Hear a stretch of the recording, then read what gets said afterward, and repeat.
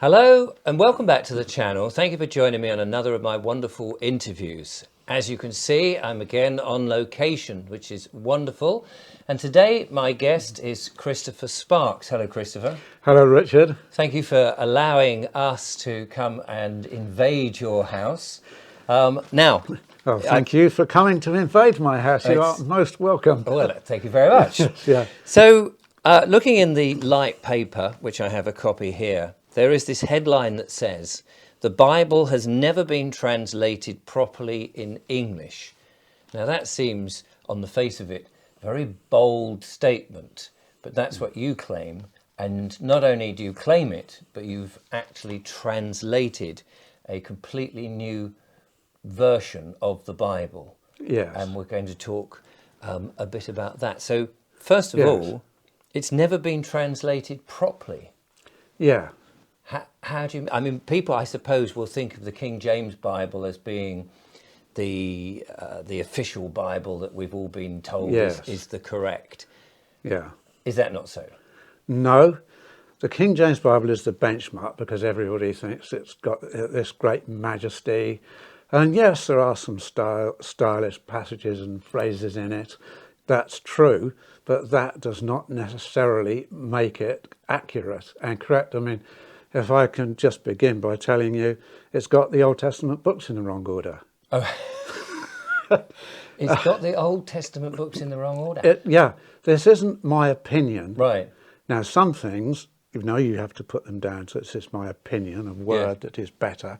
But sometimes you're talking about irrefutable facts, and this is one of them. Right. So I've got to ask you then, I mean, I confess that I am not very familiar with the Bible in its totality at all, but I do know that Genesis is usually said as to being the first book. Is that correct?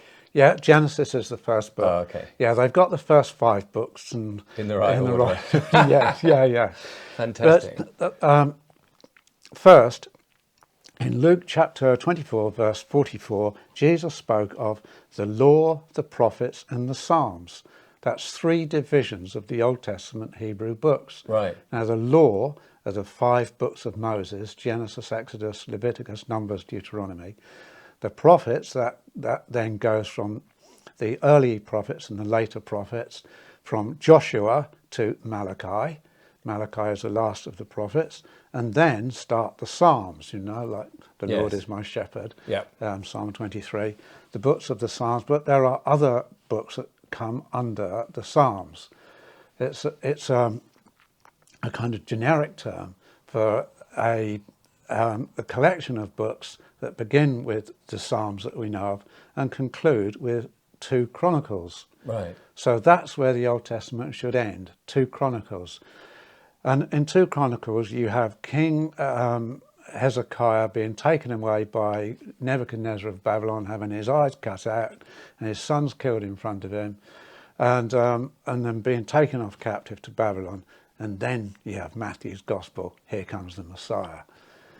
Right. And then Matthew starts, it actually is the Genesis, that's the Greek word, the Genesis of the lineage of Jesus Christ. So any Hebrew Bible will have the Hebrew books in that order. Oh, I see. Conclude with 2 Chronicles. And has nobody noticed this before then? I discovered this in the mid-1990s. There was a Victorian scholar by the name of Dr. William Ethelbert Bullinger. There's a name to be conjured up with, isn't it? Yeah, isn't it? Yeah. He was awarded a PhD by the Archbishop of Canterbury for a Greek lexicon he wrote. And I got hold of a booklet by him describing all this. So I knew it before I started the translation work even. Right. And so those 3 divisions that Jesus spoke of, and this King James Bible they've got, and when you've got them in the right order, they're much easier to find because you know what division they're in. Right. Does it change? I mean, if you read the Bible from beginning to end, or say the Old Testament from beginning to end, and the story unfolds. I mean, if anybody said that, say, about an Agatha Christie book, it would not make much sense if you discovered what had gone on and then why people were suspecting others if they'd already found the murderer. So as the Yeah. story unfolds, does it, in the right order, presumably, it makes a lot more sense. Well, it doesn't affect it in quite the same way as it would Right. with a Okay. novel. You'd still get the same information. But first, it's correct. Let's Yes. have them in the correct preserved order. And it's tidy Right. Okay. because you can find what you want much more easily. Right. Yeah. Okay. So, as I say, I'm not a Bible scholar, and I know there'll be people who are watching, because I very often get people quoting various passages from the Bible. Could you just then, before we get onto your translation and what that means, and also how long that must have taken, and various other aspects of it, can you just tell us a little bit about what we know as the Bible itself, how it was compiled, and how it became into these two sections, the Old Testament and the New Testament, just in a very layman's way? Yes, right. Well, the Old Testament books were collected, and it was the Levite tribe who were the chroniclers and the preservers and in charge of keeping the books. And so these went out to people who believed them, and they were collected and preserved, and and then copies would be made. So what we have are copies of copies of copies. Right. But you imagine the task of copying something. I mean, and then with the New Testament, then you have the apostles. And those are, the New Testament's written in Greek. So they're going out to the Greek-speaking regions, Colossae and Ephesus and Corinth, and also to Rome, although obviously they'd be Latin speakers, but they were all written in Greek. And so these were also collected by those who received them and believed them. And then in time, these copies are distributed, and various copies got lost, but it's a belief of Bible believers that God has promised to preserve his word. Right. And so that's where we kind of anchor our faithfulness in the Bible, that God has preserved these. Now, there are conflicting texts, but working out which is the work for textual scholars, but no, I've had to do all that as well, read the textual scholars. Right. Okay. So why, let's go to why somebody would spend whatever time. How long did it take you? 25 years. Oh, yeah. We've all got 25 years. Yeah. So what motivated you to approach the whole project of translating it properly into English? Right.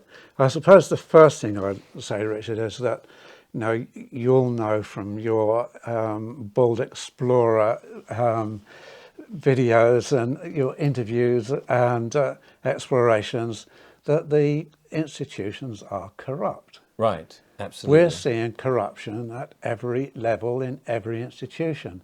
And this is what the so-called elite of Big Brother say, the long march through the institutions. Yes. Well, one day we're going to see their long march out of the institutions. Well, we jolly well hope so. We hope it's not such a long march Yeah, out. yeah, quick A bit march, quicker yeah. march would be better. Yes, Yeah. it would, yeah. And so the church is another one. Right. And this translation of the Bible is the most major issue.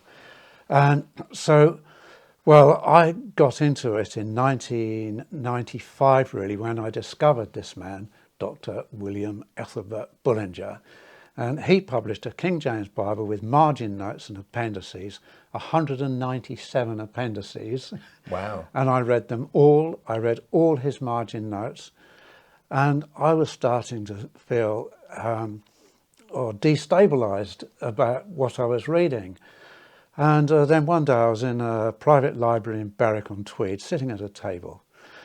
And in the evening, and there were two elderly fellows up at the books talking. and one of them said about immortality of the soul. So I thought, what are they talking about? So I went up and said, excuse me interrupting, and I said, what are you talking about?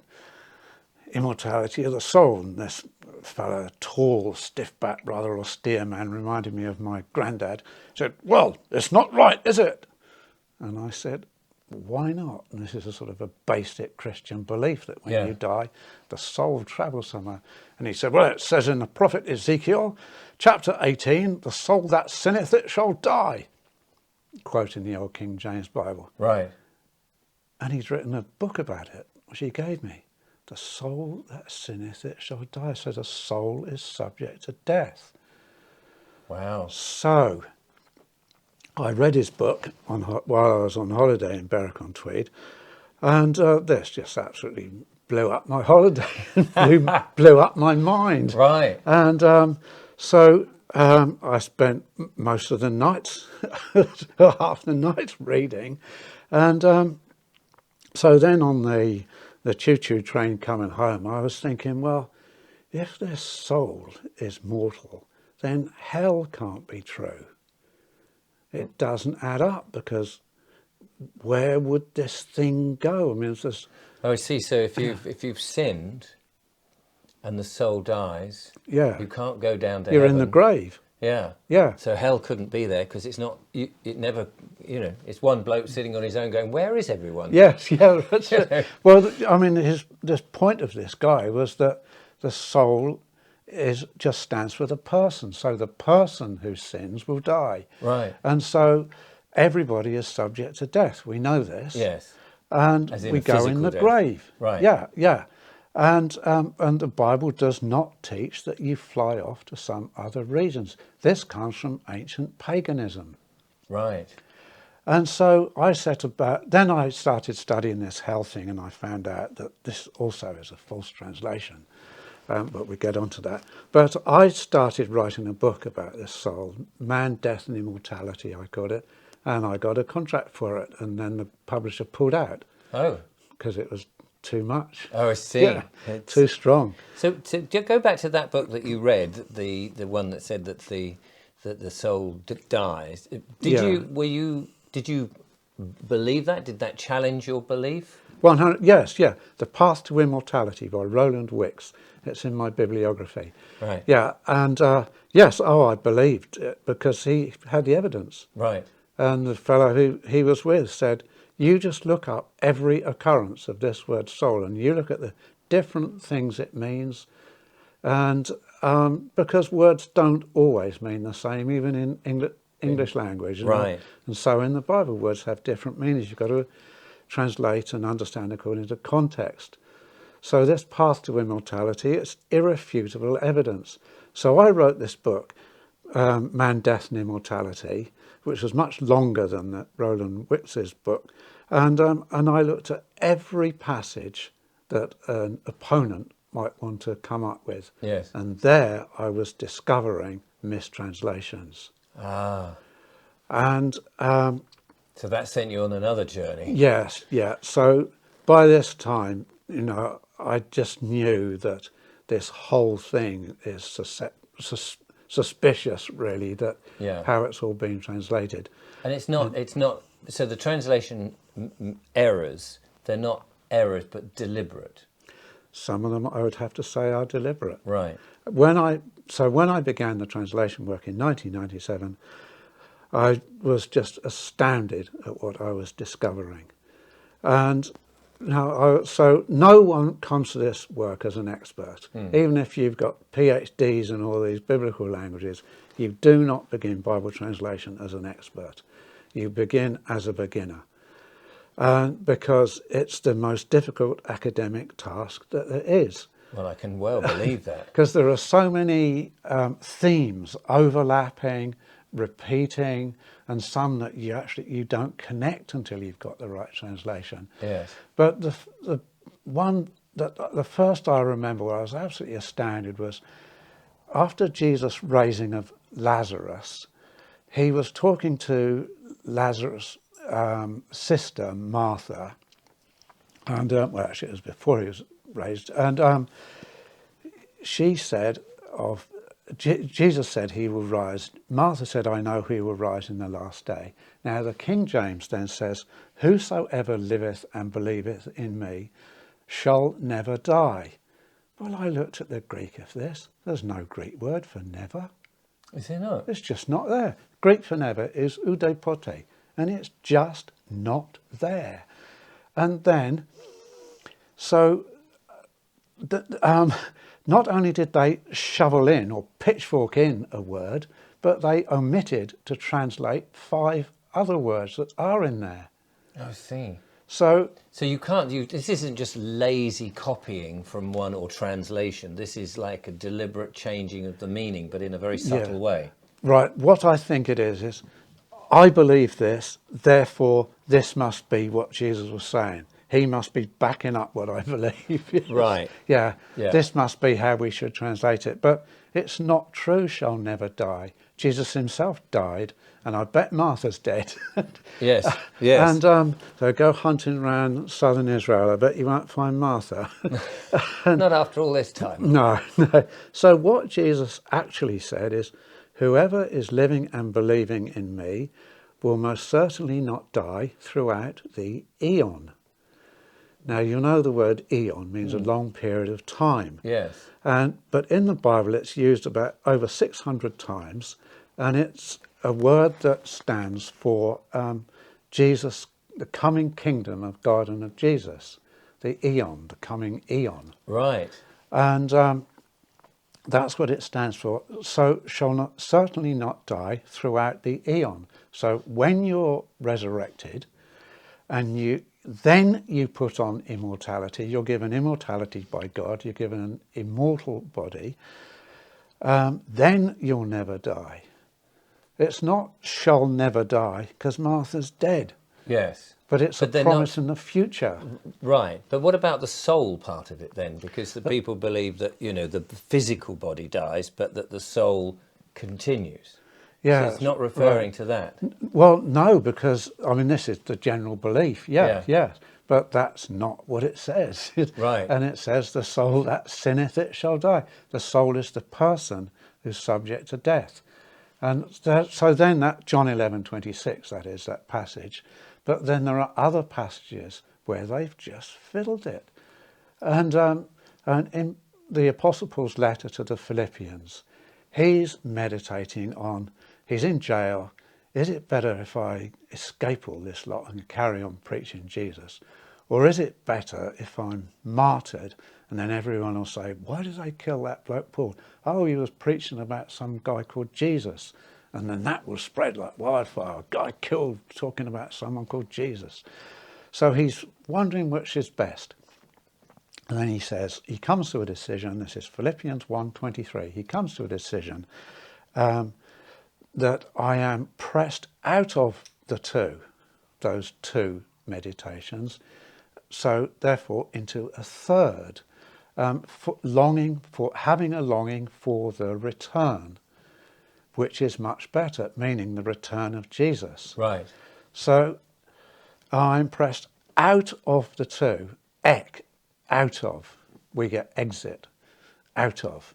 But the King James Bible has it between, I can't remember what word they use, but something betwixt the two. Right. But, which is different. Yeah, ek does not mean between. Would you rather have your fingers between a snake's fangs or out of it? Yes. It's very different. Yes, I think. And they've changed it. Rather than in the snake's fangs. Yeah, yes, I think so, yeah.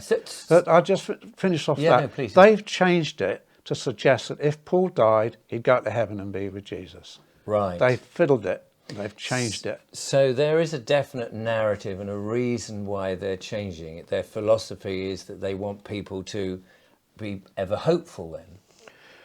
Well, these are the core beliefs that they had in this church system. But in ancient Babylon, we had this Tower of Babel, where a certain nobility were wanting to run the world under one speech, one language. And So does that sound vaguely familiar to Yes, one anything world, that? one world government. Yes, So yeah. what time period are we talking about there then? Well, yeah, I mean, this is recorded in Genesis chapter 10 and 11, and so this is going back 4,000 years and Right, more. blimey. And they wanted to control the world. And so they had their own religion, which was in opposition to the religion of the Adamic line. And so they hated Yahweh, the God of Abraham, Isaac, and Jacob. Not they didn't. This was before them, but that's who Yahweh is, the true God, or Elohim, another Hebrew name for God. And they set up these certain core beliefs in their temple system. And so polytheism, many gods, and where we get three gods as one God now, that they call the Trinity. And then this monster, infernal monster called Satan. And so that's the who, the two personalities. Then the where, that when you die, you either go to heaven because you've obeyed them, or you go to hell, down to Hades, which is all described in the works of Greek poet Homer, and you never escape Right. from Hades. And then this immortal soul, which says that, you know, when you die, your soul flies off. This is in opposition to what God told Eve in the garden, that if you eat the fruit, you will die. But they're saying, no, you don't die. And this is what the serpent said. So this is a serpent line. Right. So these 5 pillars of Babylon Yes.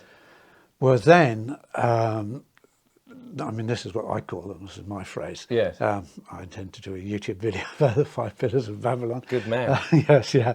But then in the 4th century, Pope Damascus asked his secretary, Jerome, to produce a Latin translation of the Bible. So all these core beliefs of Romanism, which was a reinvention of Babylon. Babylon was moved to Rome, and in about the 7th century BC, all these were continued.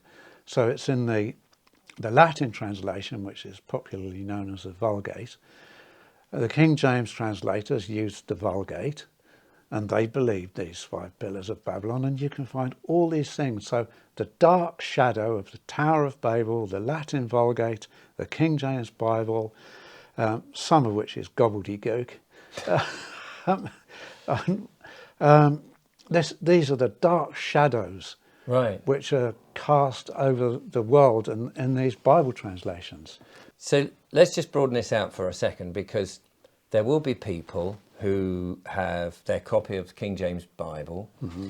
They perhaps adjust their whole life according to what they read and what they believe.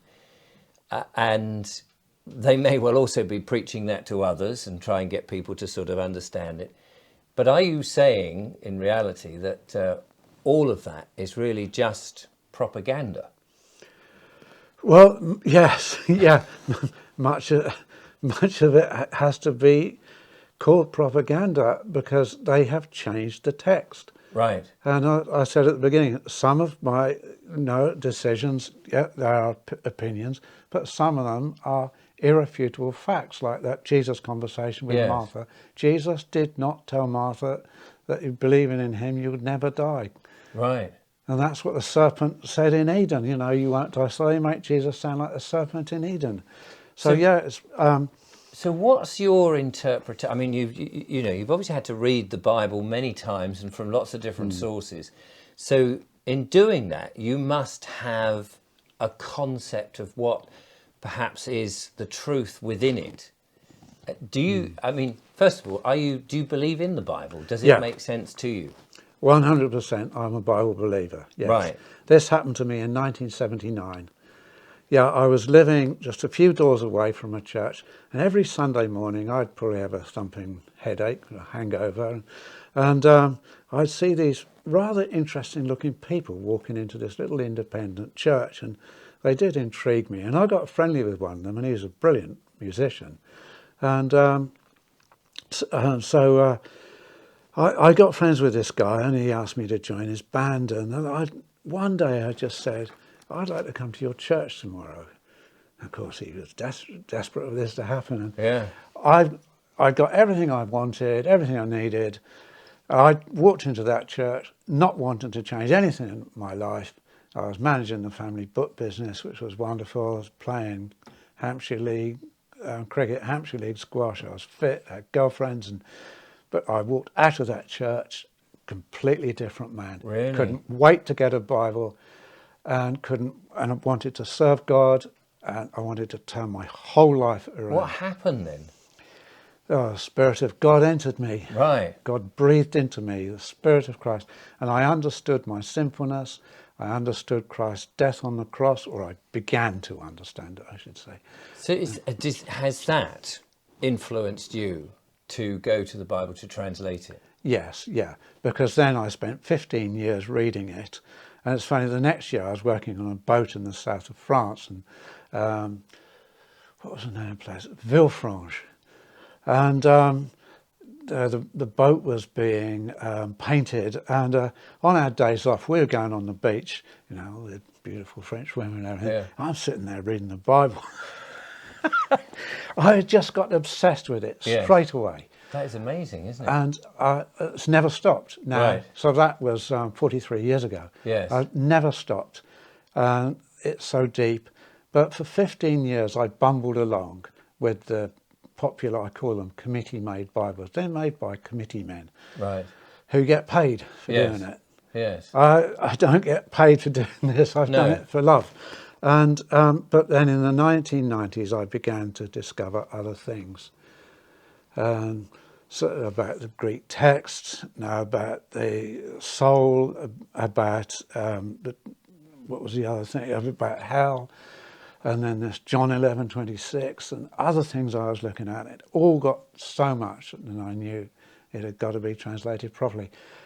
Little did I know what I was getting into. Yeah, no, I can. So there's two areas that I want to get into, because time obviously is quite precious here. Firstly, what kind of criticism have you had by translating it and then telling people actually what you read in the King James is not quite the right version? Okay, some people are desperate to preserve their belief in the King James Bible, Right. but not all of them. Right. Many people say to me, I've never understood the Bible until now. Right. And even one woman who'd been a Christian all her life, I don't know what age she is, maybe about 60, she read a passage in there. She said, I've never understood it till I read yours. And because mine is in clear English, and my education is sort of rooted in stylistics and ancient classical poetry, classical English poetry, how language works. I've taught all this stuff, so Yes. I know how to make it clear, and I've got translating targets, that accuracy, clarity, and literariness. Right. So it's a literary book, but it's accurate and clear. And so I'd say of the feedback and responses and reviews, 5% call me names. Oh, right. So it's quite small. I was imagining there would be a huge kickback.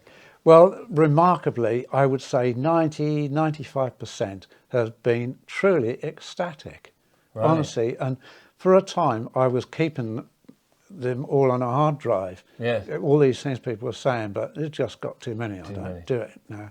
But yeah, ecstatic, and particularly along the lines of never understood it till now. Right.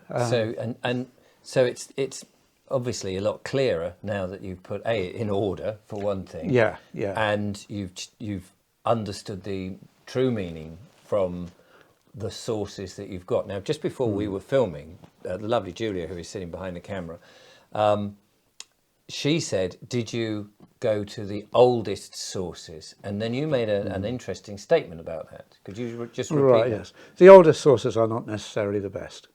And by best, what do you mean by best? The most reliable. Right.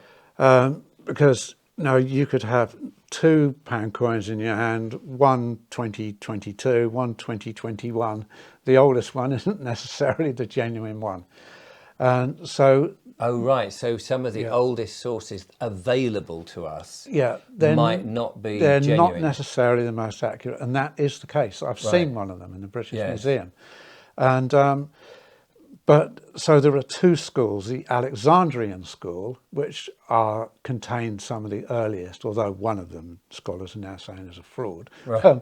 But there's only a handful of them, Right. and these are the earliest. But the Byzantine, there are thousands of them, Right. Oh, I but they're see. later.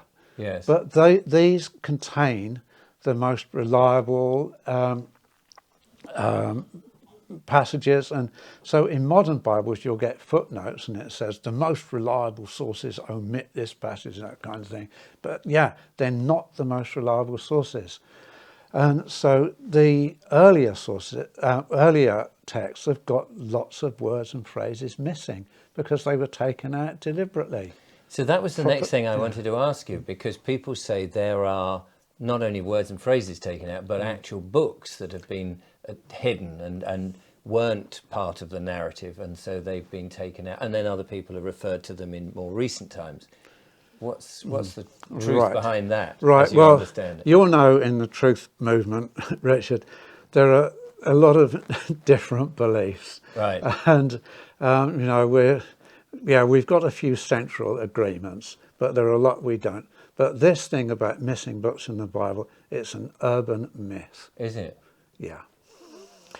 I know people tell me there should be 666 books in the Bible. Oh, There I should be see. 777.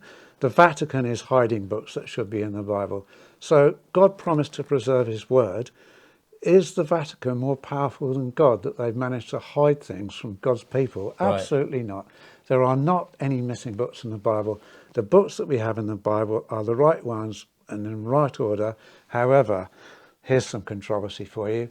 I say to these people who say there are missing books, you don't like and believe the books that are already in there, Right. and now you're telling me you want more. Yes. And it's a way, these myths are put out from certain sources who are against us to destabilise, to make you think, they're missing books, so information's being withheld. It's sensationalism. Right. And it's destabilising. Yes. But And a distraction from, and a distraction. from the truth. Yes, yeah. But I say there are too many books in the Bible. I say Right. the exact opposite. Oh, There should right. be 64. When you have the right books in the right order, this creates a remarkable divine pattern, mathematical pattern. And yes, I'm a bit of a nerd, and I've created a chart which was actually based on somebody else's chart done years ago, about 3 decades ago, that I got permission from the guy who now owns it to adapt it. There is a remarkable recurring pattern. It's just utterly staggering. Get the right books in the right order. There are not missing books. Right. Well, that's cleared up that mystery. Yeah. So, before we draw this to a conclusion, because I can clearly see we could be talking about this, and if I had more knowledge of the Bible, there would be nuances that I could Yeah. ask you about, and you could help me understand. If we were to boil it down I suppose to the thing that most people think about, the Bible being the Word of God and God's message to people, as you now have looked at the propaganda version and what you now believe to be the correct versions of, or the correct version of all the various changes, as much as we can get to, or as much as you can get to, what is the message, the central message? For example, if you sin, is that it? When you die, do you just disappear? And no. So But yeah. love and forgiveness. So we still come back. I mean, because lots of people might not necessarily talk about the Bible or God, but they talk about source, or they talk about the universe, or the world within. Are we still in? That's nothing that you've done is change that central core message. No. I mean, in complete contrast to this hell teaching and eternal punishment, which is hideous, it's so far removed from the character of God. My favourite passage in the Bible is from Psalm 63. Your loving kindness is better than life. Wow. Okay. And that's what God is like, loving and forgiving. He's a father, a parent who cares and hears our prayers when we're desperate and cry to him in genuine spirit. And it's a law book. Right. It's a divine law book. But these others, they've changed the laws. You said Yeah. you said at the just before we started filming, you said that the whole hell, Satan and Lucifer's is not as we imagine it or are told about it. No. Could you elucidate on that a bit? Yes, well, this Satan is a fiction. And these Luciferians, they're worshipping a translation mistake. A translation mistake? Yeah. The Light paper asked me for an article about this. I think it was 2020, and about Satanism. And this is what I said. The word Satan, it's not a name of anybody. Right. It's just a Hebrew and Greek word, and it means enemy. Okay. So Klaus Schwab is a Satan, if you like. He's an enemy to you and me. Right. So it's not named after Saturn and all this sort of stuff? No, well, it probably got connotations, but no, where the etymology of the word, but no, it's a false teaching, this Satan. Some people hate hearing this, Right. but it just is fake, and I've done YouTube videos on this. Yes. And funny enough, and my YouTube videos, channels called Keys of the Kingdom Holy Bible, the most popular ones are the ones about Satan. Well, yes, because I think people are, especially at the moment, people are worried, and you hear that the Luciferians are causing all this one world government trouble. But you're saying that basically that doesn't exist. They're not being puppeted by some infernal monster. It's all their own evil. Right. Yeah. And the so-called rituals that people do, if they're doing them, it's pointless exercise. Well, that is to change their minds, and it satisfies them. They don't know this, probably. Right. But it's self-worship. It's a kind of self-worship. Right. So they're just worshipping themselves, bigging themselves up. Yes. As they say. Yeah. And it's, I mean, we don't want to talk about the horrible things they do, vile, but we know. But it's sickening their minds and enabling them to carry out the things they want to carry out. Right. With their various So to themselves it's justification. But it has no basis in reality. No. That's fascinating. So, they're not being puppeted by some infernal powerhouse. It's just them. They are the enemy. Which means, I think, then to many people, that they are just as fallible as you and I. Yeah, that's right. Except that if you and I have God on your side, we're probably less fallible. Yeah, that's right. This disempowers them, this knowledge. It completely disempowers them.